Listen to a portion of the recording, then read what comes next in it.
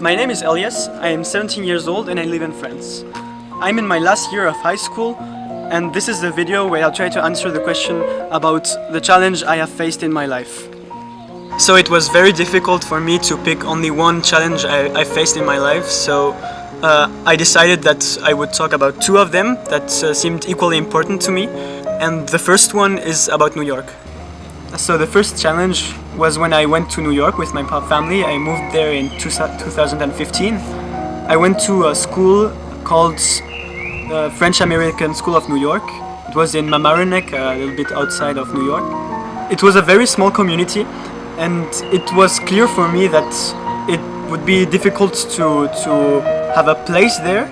It's very difficult to take someone in the group when you know each other since a long time. So the first friends I made there were also new students, actually from France. That's the most sad part. And I struggled with racism and anti-Semitism, not against myself, but against a friend. And I'm sure it wasn't real racism. Apparently it was more jokes, anti-Semitic jokes that were not tolerable. And that was the first difficult part for me. And since I lived very far away of my school, it was also difficult to see my friends during the weekend and to make new friends there.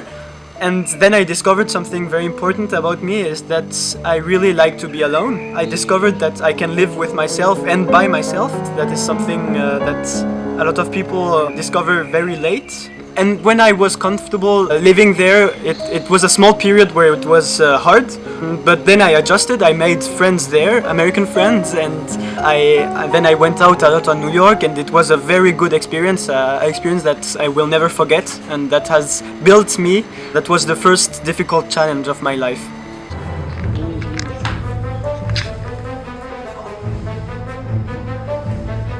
The second challenge I wanted to talk about is my European Youth Parliament adventure that started in March 2017 in Clermont-Ferrand at a national session. Back there I was a delegate.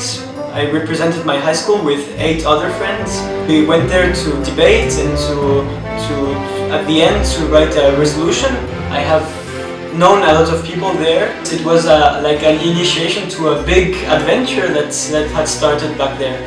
Luckily it has been us who were selected.